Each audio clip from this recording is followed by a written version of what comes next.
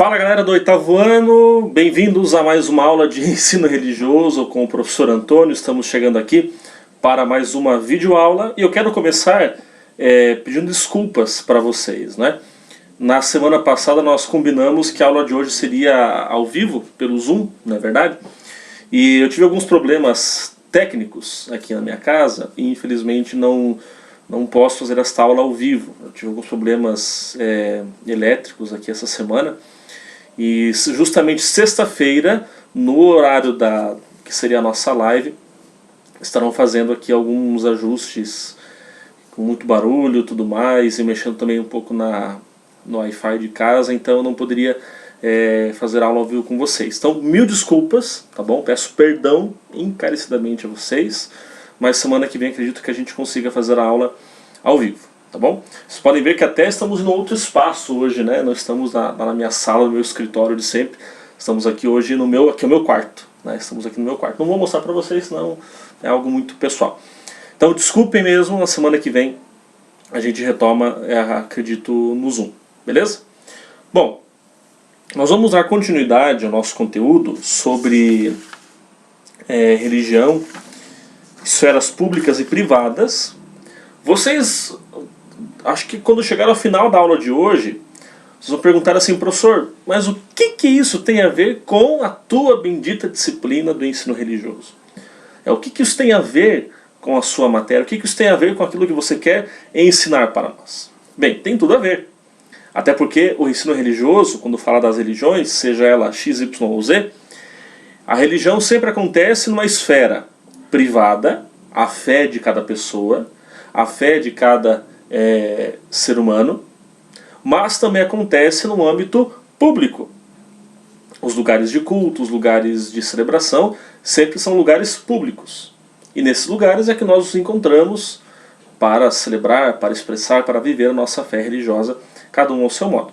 Então nós temos que, de certa maneira, fazer uma linha de compreensão de o que é uma esfera privada, o que é uma esfera pública, e onde que toda essa questão religiosa ela vai entrar, tá? Eu estou com dificuldade, não sei se eu olho aqui na câmera ou se eu olho na tela, mas enfim. Então é isso que eu quero que vocês entendam. Quero que vocês entendam que a religião é algo tanto público quanto privado. Privado no sentido de que eu tenho a minha religião, a minha fé, o meu modo de me relacionar com o sagrado, uma esfera privada, uma opção que é minha, que é própria minha. Agora eu também tenho algo que é mais público. O culto, a celebração, a vivência em comunidade, como é forte em diversas religiões, tá certo? E depois eu tenho a questão pública, né, das comunidades. Então é nesse caminho que nós estamos fazendo por aí. Na aula passada nós falamos um pouquinho sobre a forma de esferas públicas de algumas, ou melhor, de uma civilização antiga, que era a civilização grega. No caso da Grécia Antiga, nós tínhamos a polis. A polis era a estrutura da cidade grega antiga, que depois tornou-se o modelo para todas as cidades ocidentais.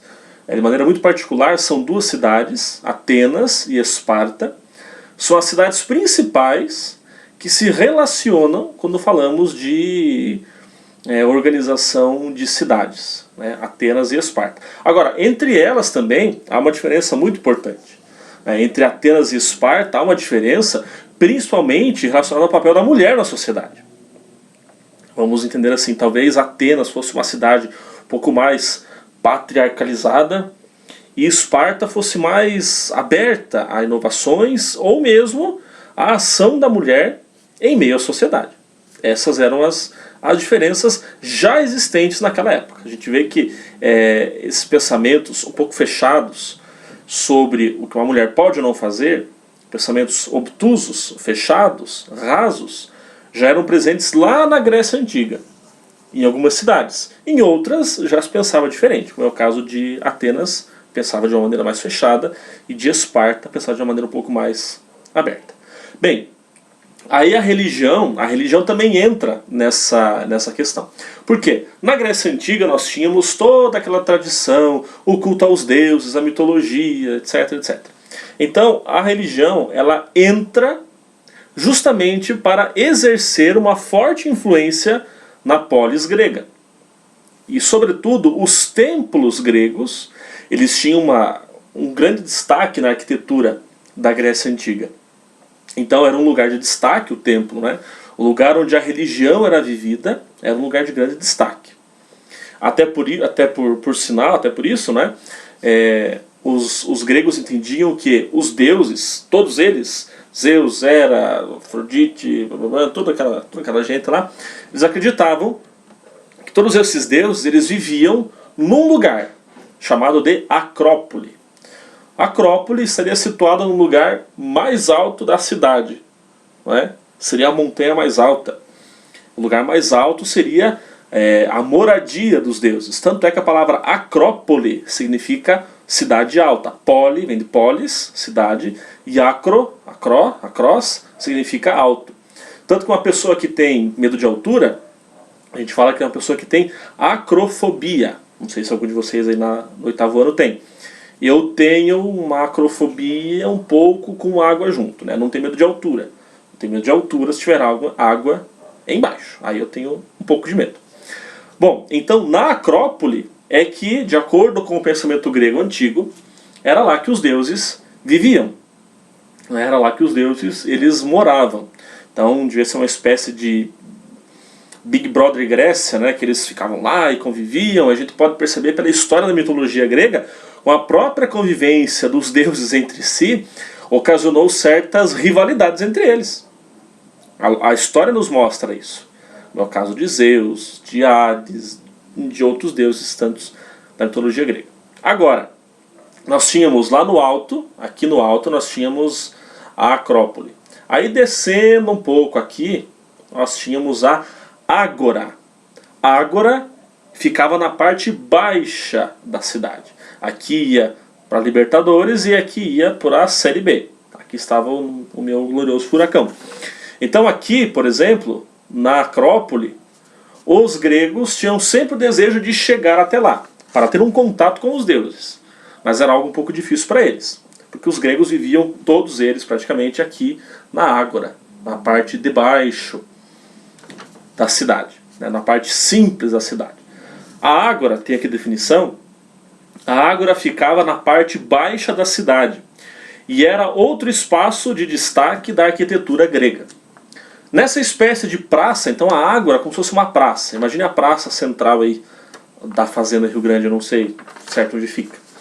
Nessa espécie de praça aconteciam alguns eventos, como mercados, atividades religiosas, competições esportivas, assembleias, debates filosóficos e festivais. Então a praça, como aqui em Curitiba tem a Boca Maldita, né, que tinha de tudo nessa Boca Maldita, então a Ágora, para os gregos, era o lugar das grandes discussões.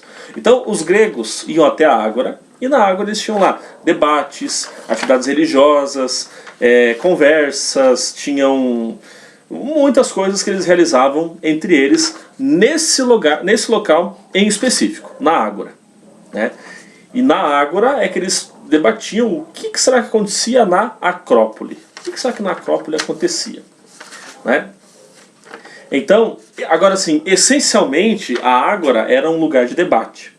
Alguns filósofos como Platão, por exemplo, Aristóteles também, e Sócrates sobretudo, usavam-se da Ágora para o lugar de debater as suas ideias filosóficas, né? Num tempo em que os filósofos discutiam coisas muito interessantes, né? Questão de linguagem, política, o direito, o que se poderia fazer, a ética, a física, a metafísica, tudo isso era discutido lá na Ágora. E aí que nós vimos surgir grandes nomes da filosofia, como o próprio Sócrates, como Platão, como Aristóteles e assim vai, toda essa turma aí. Agora a Ágora, né? O que nós poderíamos entender? Fazer um paralelo, né? Tem a esfera pública e a esfera privada. Um paralelo entre as duas. A Ágora seria a esfera pública. É o espaço público, como é o nosso. Então, se nós formos comparar a nossa praça principal da nossa cidade, onde nós moramos, lá seria a Ágora. Claro que ninguém hoje vai lá, hoje em dia ninguém mais vai até lá, para fazer um debate filosófico no meio da praça, ao ar livre, vão achar que você é maluco. Né? Mas na Grécia Antiga era feito dessa maneira. Iam até a praça principal da cidade e lá faziam seu debate, suas considerações, tudo isso em unidade, essas pessoas. Então, como estamos estudando, a esfera pública seria a ágora. Mas assim, então o que seria a esfera privada? A esfera privada, comparando com a Grécia Antiga, seria a oikos. Oikos, né? Escreveríamos O-I-K-O-S. Oikos. Na tradução literal do grego, a palavra oikos ou oikos significaria casa. Oikos, casa. Mas, para a cultura grega, entendia-se oikos como a própria família, formada pelo chefe da família, sempre o homem, aí a estrutura patriarcal da família grega, a esposa, os filhos e os escravos daquela família. Para os gregos era algo normal ter um escravo. Era algo normal. Se você estiver escutando uma cachorrada latina aqui, não são os meus cachorros, são os cachorros dos vizinhos aqui. Todo mundo tem cachorro nessa rua, menos eu. Todos me atrapalham. Né? Mas enfim. Então, como eu dizer para vocês, oikos seria o espaço, a esfera privada. Né? Quando a gente traduz oikos, geralmente a gente entende por casa. Mas como eu disse para vocês, muito mais do que casa, a casa para o grego não é tanto a casa, a estrutura, as paredes, o teto, o piso, né? Os cômodos. Mas para o grego, oikos é a casa enquanto constituição de pessoas. O chefe da família, a esposa, os filhos, o doguinho lá no quintal e na época, também se entendiam assim, aqueles que eram escravizados por aquela família. Era a concepção grega reinante da época. Agora, a palavra oikos, vocês vão entender que a palavra oikos ela é muito presente no nosso dia a dia. Nós, enquanto estudiosos das religiões, aqui falando no meu caso, nós usamos sempre uma palavra, talvez vocês já tenham escutado, a palavra ecumênico ou ecumenismo. Ecumenismo é usado para quando as pessoas de várias religiões, então um católico, um evangélico, um judeu, um muçulmano, eles procuram ter um diálogo interreligioso. E a palavra ecumenia, né, ecumênico, ecumenia, ecumenismo, significa a sua casa comum, né, a mesma casa entre as pessoas. Agora, até a palavra economia, a palavra que a gente escuta todos os dias na televisão, todo dia a gente escuta a palavra economia, também tem a origem aí. Oikos, a casa, nomia, nomos, as leis, as regras. Então economia, essencialmente são as regras da casa. A economia são as regras da casa, essencialmente. Tá?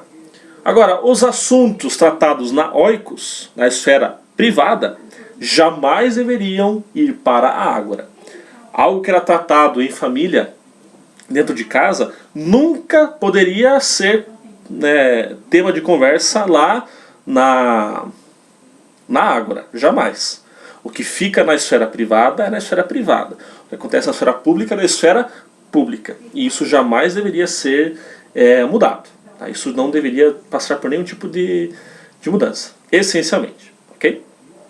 Bem, agora entendendo assim, na sociedade grega antiga havia também uma fragmentação entre as atividades dos homens e das mulheres, como eu disse para vocês. No caso de Atenas, em Atenas era um pouco diferente. Em Atenas as mulheres ficavam mais sujeitas a atividades da oikos, da casa, atividades religiosas, maternais e matrimoniais, totalmente voltadas para o casamento, a casa, etc. Agora, já em Esparta, a liberdade das mulheres era muito maior. Em Esparta, elas podiam participar de todas essas atividades, porque Esparta tinha uma formação muito militarizada. Então talvez por isso, ou melhor, com certeza por isso, essa formação de Esparta levava com que as mulheres tivessem uma abertura maior para justamente a sociedade da época e para as pessoas ao seu redor. Então as mulheres poderiam, na época, participar de todas as atividades esportivas, atividades de caça, atividades militares, tudo isso as mulheres poderiam fazer na sua época lá em Esparta. Agora, para concluir, quem era nascido na polis era chamado de político. quem nasce na polis, a cidade grega, era o político. E isso que Aristóteles quer falar sempre para nós, que o homem, essencialmente, ele é um ser político. Quando falam ser político, não é um ser lá de Brasília, lá longe. Mas o ser político significa que o ser humano, homem, mulher, é um ser de relações. É um ser que tem relações com as pessoas.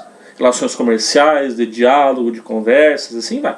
Então, essencialmente, o ser humano é um ser político. Agora, no latim, a gente chama a cidade de civitas. Escreve civitas, a gente lê civitas. Quem nasce na civitas são os cidadãos. Então, o habitante de uma cidade, essencialmente, ele é um cidadão e um político. Tá? Essencialmente um cidadão e um político. Agora, você pode perguntar, professor, mas eu não entendi. Qual que é a necessidade de tudo isso para entendermos? É necessário para se entender como se deu a formação de organização do Ocidente e toda a sua estrutura. E ver como a religião sempre foi um meio influente na sociedade. Tá? Semana que vem nós vamos retomar um pouco disso. Aí nós vamos falar propriamente já de esferas privadas e cidadania e também um pouco sobre questões religiosas já na próxima aula. Ok? Pessoal, muito obrigado. Todos que assistiram até o final esta aula. Anotem no caderno os conceitos principais. Semana que vem nós conversamos. Acredito eu que semana que vem faremos ao vivo. Beleza? E aí a gente bate um papo e continua a nossa disciplina. Valeu? Um bom final de semana a todos. Fiquem em casa, se cuidem e até a próxima.